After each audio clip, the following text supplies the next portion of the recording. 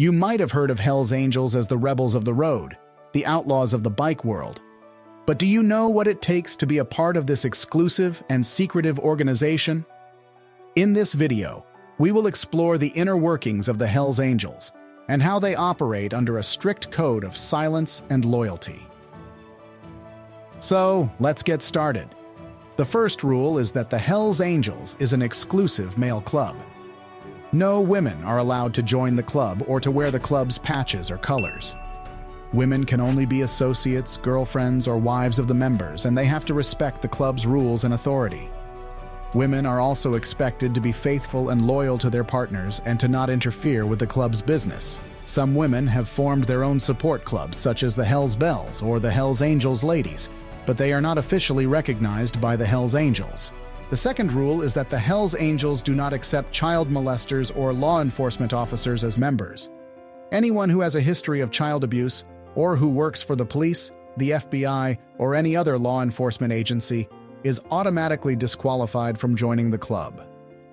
The Hell's Angels have a strong hatred for child molesters, and they have been known to attack or kill them in prison or on the streets. They also have a deep distrust and animosity toward law enforcement, who they see as their enemies and oppressors.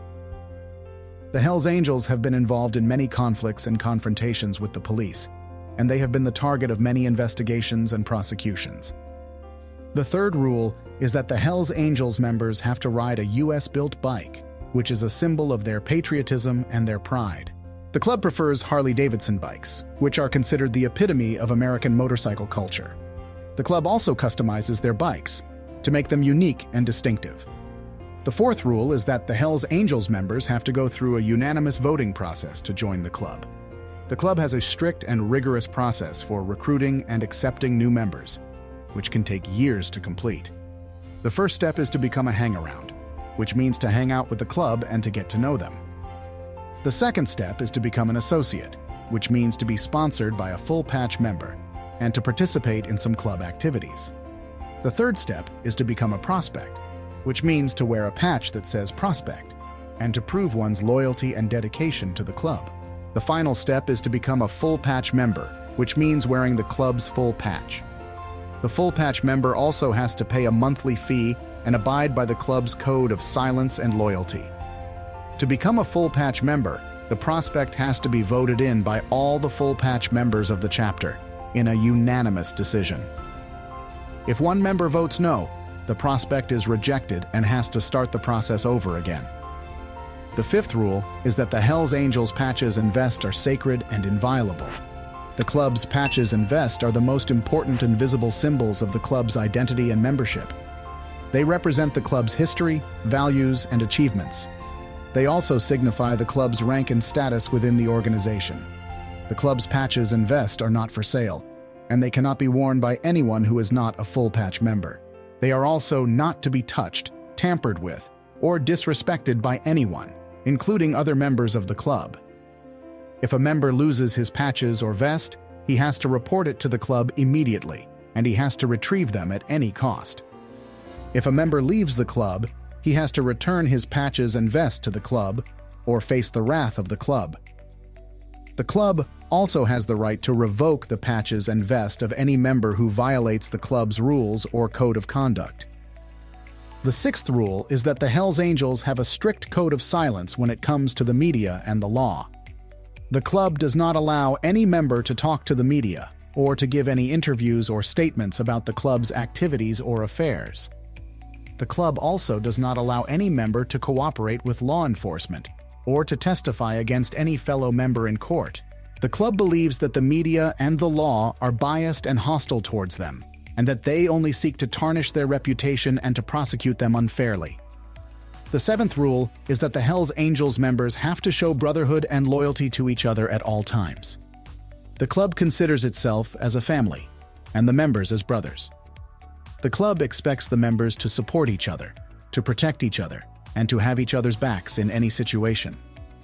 The club also expects the members to put the club's interests above their own, and to sacrifice their personal lives, their careers, and their freedom for the club. The eighth rule is that the Hell's Angels members have to be ready for violent encounters and territory disputes with other biker clubs. The club is known for its rivalry and hostility with other motorcycle clubs, especially the ones that wear a three-piece patch, like the Outlaws, the Mongols, the Pagans, and the Bandidos. The club considers these clubs as their enemies, and they often clash with them over various issues, such as turf, drugs, business, or respect. The club does not tolerate any disrespect or provocation from these clubs, and they are willing to fight and kill for their honor and their pride. The 9th rule is that the Hells Angels members have to abide by the anti-informant rule, which means that they cannot snitch on the club or on any fellow member.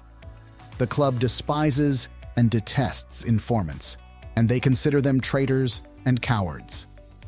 The club does not accept any excuse or justification for being an informant, and they do not show any mercy or forgiveness to them. The club has a zero-tolerance policy for informants, and they have a death sentence for them. The 10th rule is that the Hells Angels members cannot join any other biker club or any organization that is affiliated with the American Motorcyclist Association. The club has a long-standing feud and animosity with the American Motorcyclist Association, which is the largest and most influential organization of motorcycle enthusiasts in the U.S. The club blames the AMA for creating a negative and stereotypical image of bikers, and for discriminating against and marginalizing them. The club also rejects the AMA's rules and regulations, and their authority and influence over the motorcycle culture. The 11th rule is that the Hells Angels members are prohibited from using intravenous drugs, such as heroin, cocaine, or meth. The club does not approve of hard drug use, and they consider it as a weakness and a disgrace. The club believes that hard drug use affects the members' health, performance, and judgment, and that it compromises their loyalty and their reliability. The club also believes that hard drug use attracts unwanted attention and trouble from law enforcement, and that it damages the club's reputation and image.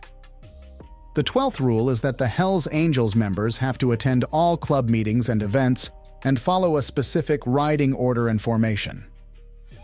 The club has regular and mandatory meetings and events, such as weekly meetings, monthly rides, annual parties, and national rallies. The club expects the members to attend all these meetings and events and to participate and contribute to them. The 13th rule is that the Hells Angels members have to make a lifetime commitment to the club and never leave the club. The club considers membership as a privilege and an honor, and not as a right or a choice. The club expects the members to dedicate their lives and their souls to the club, and to never abandon or betray the club. The club does not allow any member to quit or resign from the club unless they have a valid and exceptional reason, such as a serious illness, a disability, or a family emergency. The 14th rule is that the Hells Angels members have to respect and obey the club's leaders and elders. The club has a hierarchical and democratic structure which consists of various ranks and positions, such as the president, the vice president, the secretary, the treasurer, the sergeant-at-arms, the road captain, and the enforcer. The club also has a charter, which is the local chapter of the club, and a national council, which is the governing body of the club. The club's leaders and elders are elected by the members, and they have the authority and the responsibility to manage and direct the club's activities and affairs. The club's leaders and elders are also the ones who make and enforce the club's rules and regulations, and who decide the club's policies and strategies. The club's members have to respect and obey the club's leaders and elders and follow their orders and instructions without question. The club's members also have to support and defend the club's leaders and elders and trust and rely on them. The club's leaders and elders have the power and the duty to reward and punish the members, according to their performance and behavior. The 15th and final rule is that the Hells Angels members have to live by the club's motto, which is, when we do right, nobody remembers. When we do wrong, nobody forgets. The club's motto reflects the club's philosophy and attitude, and how they perceive themselves and the world. The club believes that they are misunderstood and misrepresented by society, and that they are unfairly judged and criticized by the media and the law. The club believes that they do a lot of good things, such as helping and supporting their communities, their veterans and their charities, but that they are never recognized or appreciated for them.